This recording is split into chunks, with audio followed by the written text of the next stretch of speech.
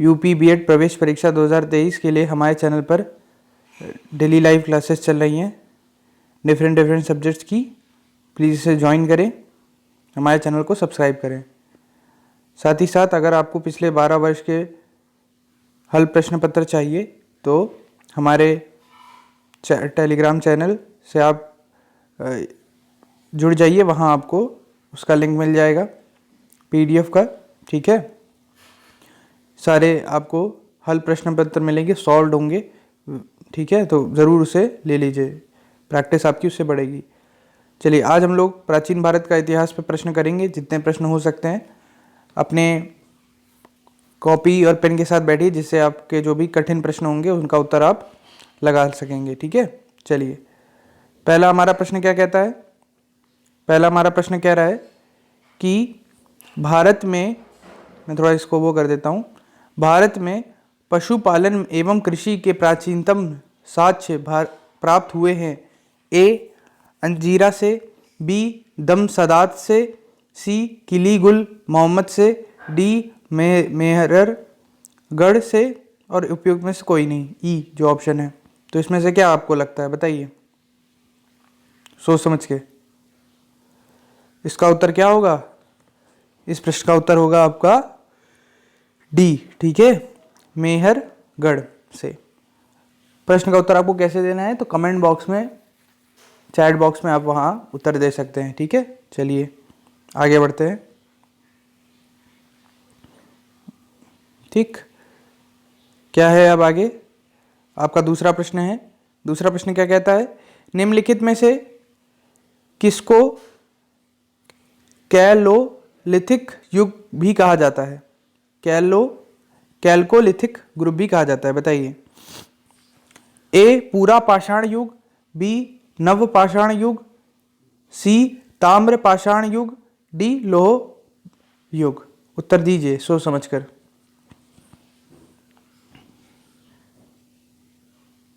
क्या उत्तर लगता है इसका? तो इसका उत्तर आपका क्या होगा? इसका उत्तर आपका C होगा, ताम्र पाषाण युग। ताम्र पाषाण युग को कैल्कोलिथिक युग भी कहा जाता है। जिन संस्कृतियों में तांबे के औजारों के साथ ही पत्थर के बने हुए उपकरणों का प्रचलन मिलता है, अन्य प्रायः ताम्र पाषाणिक संस्कृतियां कहा जाती हैं। ठीक है, तो जहाँ ताम्र मतलब तांबे का प्रयोग मिलता है वहाँ उसे बोला जाता है। ठीक, कैल्कोलिथिक। आगे बढ़ते हैं, इस प्रश्न का उत्तर दीजिए। हड़प्पा में मिट्टी के बर्तनों पर सामान्यतः किस रंग का उपयोग हुआ था? A. Lal, B. Neela, C. Pandu, D. नीला। एक है क्या आपका? A. Lal, B. नीला हरा, C. पांडु, D. नीला। उत्तर दीजिए। इस प्रश्न का उत्तर क्या है? हड़प्पा के मिट्टी के बर्तनों पर सामान्यतः किस रंग का उपयोग हुआ है? तो लाल रंग का उपयोग हुआ है। ये आपने देखा होगा। हड़प्पा निवासी मिट्टी के बर्तनों पर व्यापक पैमाने का निर्माण करते थे। प्रारंभिक हड़प्पा सभ्यता में पैर से चालित चाक का प्रयोग किया जाता था। परिपक्व हड़प्पा के दौर में हाथ से चालित चाकों का प्रयोग किए जाना लगा था। डिजाइन के आधार पर इन बर्तनों की 2 श्रेणियां थी। ठीक है, तो ये ध्यान रखिएगा। और इन मृद भांडों के ऊपरी हिस्से में लाल रंग की पुताई कर दी जाती है तथा निचले हिस्से में काले रंग की विभिन्न प्रकार की चित्रकारी की जाती थी। चलिए आगे बढ़ते हैं। क्या कहता है यह प्रश्न? चौथा प्रश्न है, कमेंट बॉक्स में उसका उत्तर दीजिए और साथ ही साथ वीडियो को लाइक कर दीजिएगा, जिससे हमें पता चले कि कितने लोग हमारे साथ ज्वाइन हैं, तो हम लोग उसी अनुसार वीडियोस लाते रहें। बताइए, सिंधु सभ्यता निम्नलिखित में से किस युग में पड़ता है? A. ऐतिहासिक काल, B. प्रागैतिहासिक काल, C. उत्तर ऐतिहासिक काल, D. आहन्य ऐतिहासिक काल। बताइए, उत्तर दीजिए। सिंधु सभ्यता निम्नलिखित में से किस युग में पड़ता है? तो इसका उत्तर क्या हो जाएगा आपका? D. आद्य ऐतिहासिक काल। ठीक है, चलिए आगे बढ़ते हैं।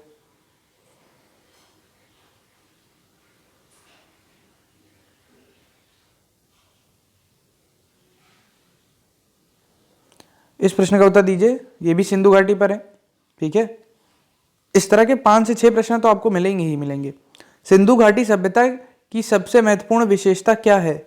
ए पक्की ईंट से बनी इमारत, बी प्रथम असली मेहराब, सी पूजा स्थल, डी कला और वास्तुकला, ई उपयुक्त में से कोई नहीं, उपयुक्त में से एक से अधिक। उत्तर दीजिए। सिंधु घाटी सभ्यता की सबसे महत्वपूर्ण विशेषता क्या है?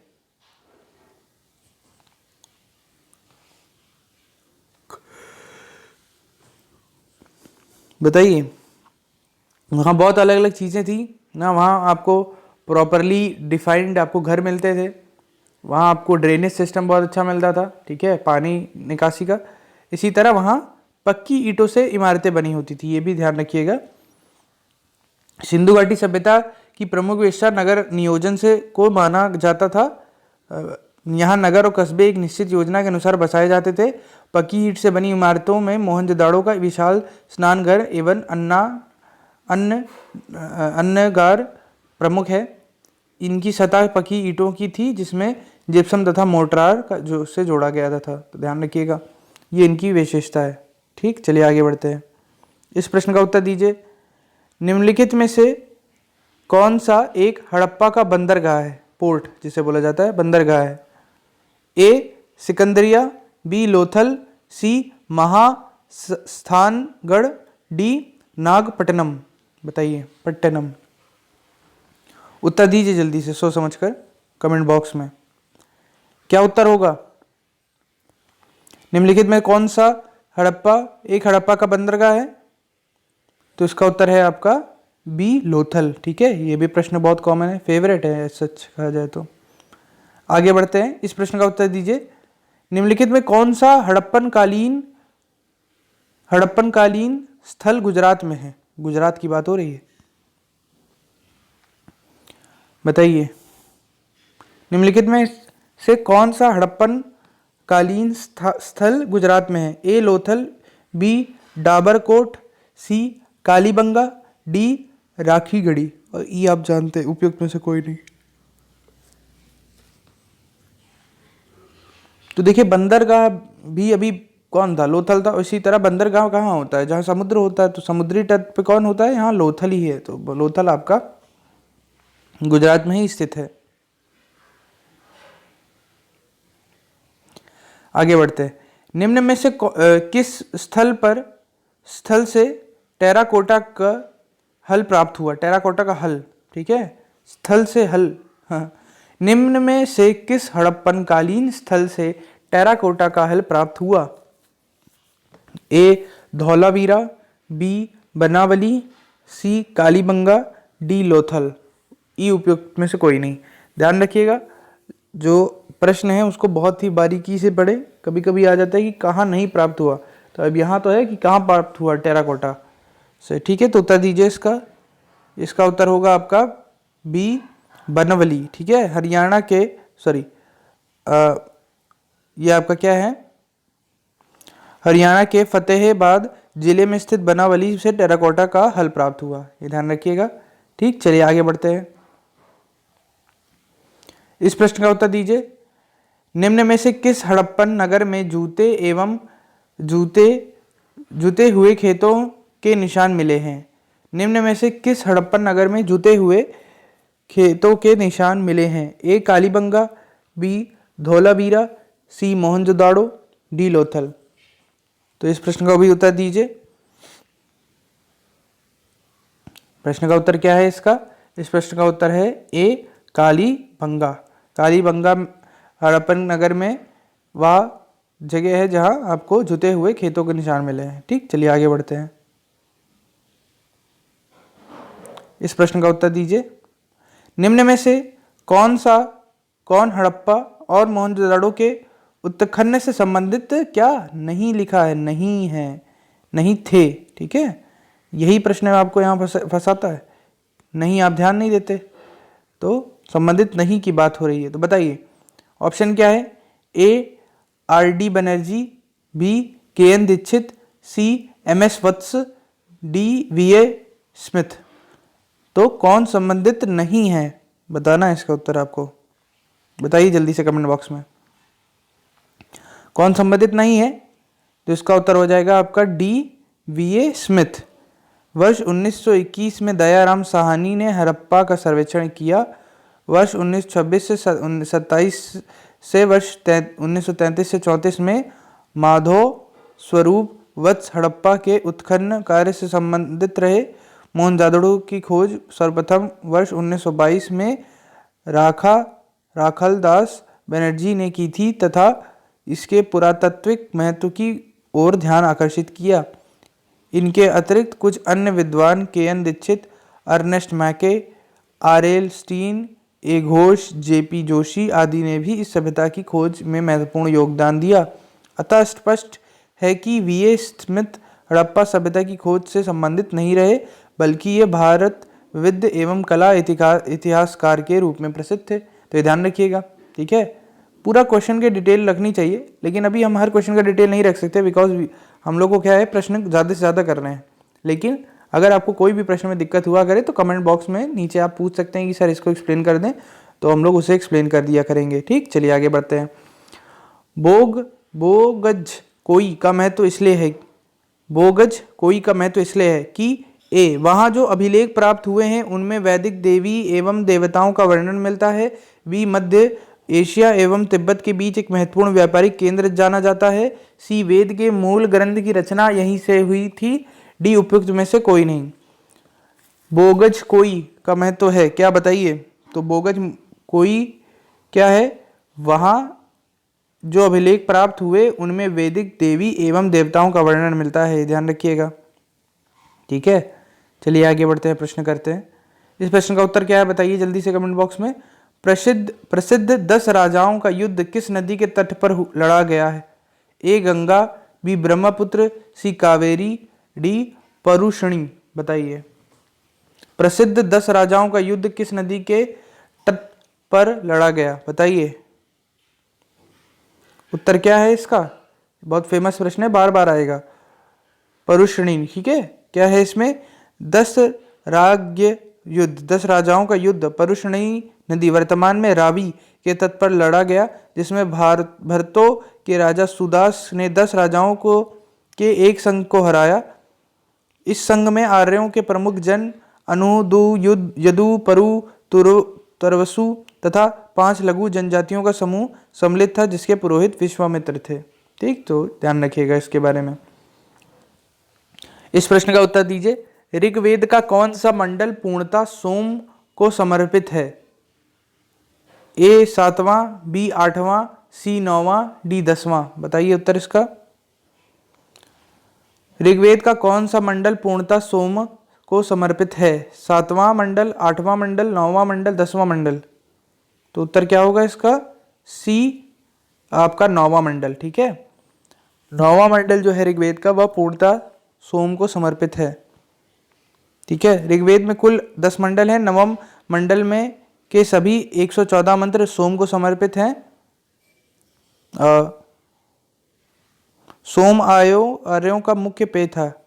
तो सॉरी, इसका जो आंसर होगा सी होगा, ठीक है। इसका जो आंसर है वो क्या होगा? सी, 9वां मंडल होगा। 9वां, 7वां मैंने बोला क्या? 9वां मंडल होगा। तो 9वां मंडल में के सभी 114 मंत्र सोम को समर्पित हैं। सोम आर्यों का मुख्य पेय था, जिसे मुजवंत पर्वत के में प्राप्त किया जाता था। ऋग्वेद के 10वें मंडल के में 4 वर्णों की उत्पत्ति का लेख है, ठीक है। ध्यान रखिएगा, ऋग्वेद का कौन सा सोम को समर्पित है? 9वां मंडल। आगे बढ़ते हैं।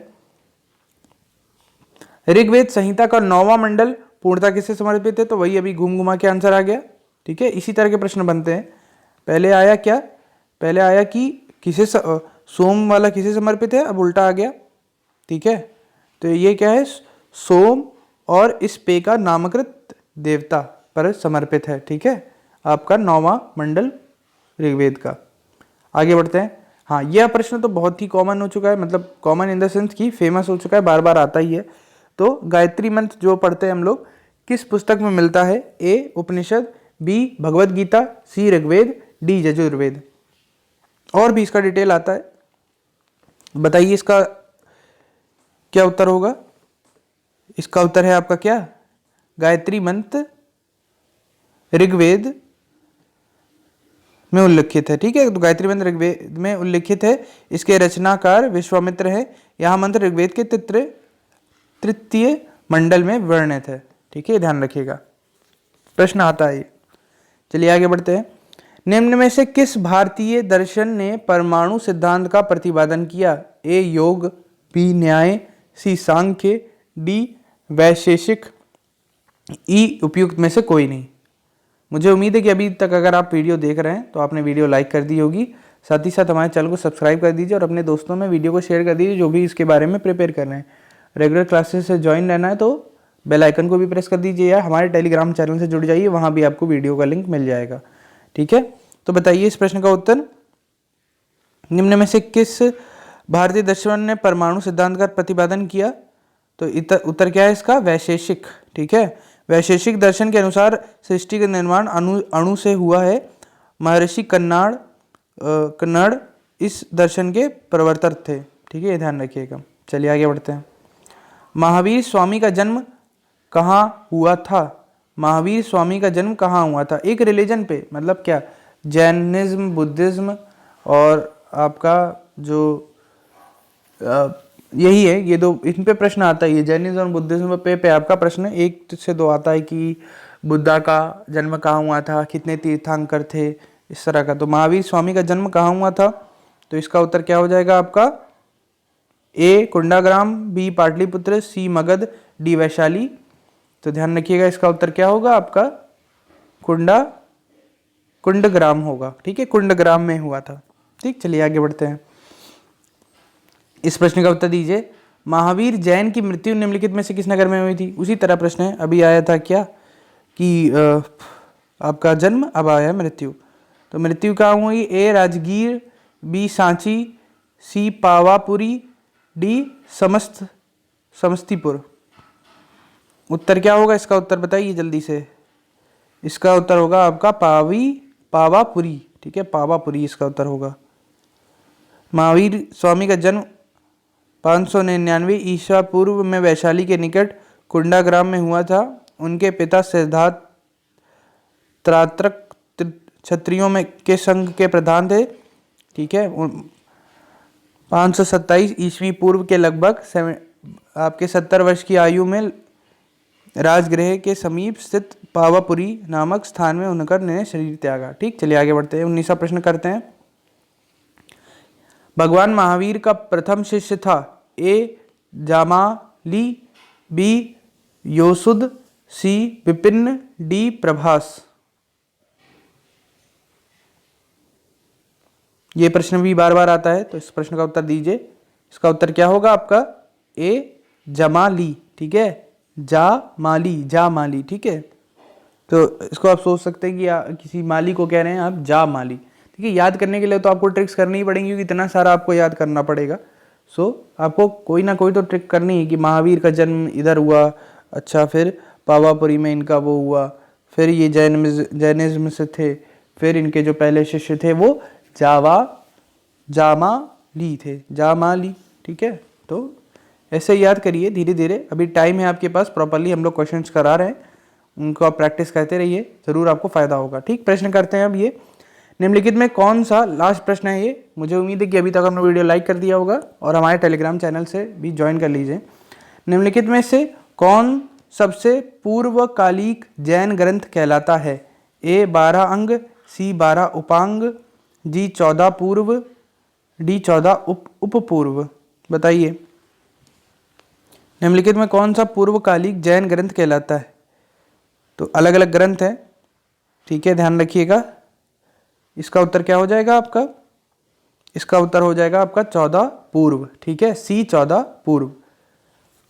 मुझे उम्मीद है कि आपने यहाँ तक वीडियो देखी है तो लाइक ज़रूर की होगी। साथ ही साथ बता दें कि हमारे पास पिछले 12 वर्ष के हल प्रश्न पत्र अवेलेबल हैं, जिसकी प्रैक्टिस आप करेंगे तो आपको बहुत फ़ायदा होगा। इसको प्राप्त करने के लिए डिस्क्रिप्शन बॉक्स में जाइए और आपको लिंक मिल जाएगा हमारे टेलीग्राम चैनल से के भी और इस PDF के भी। ठीक है, और बाकी जो क्लासेस होंगी डिफरेंट सब्जेक्ट की, सामान्य ज्ञान, रीजनिंग की, उन्हें भी ज़रूर देखिए। धन्यवाद।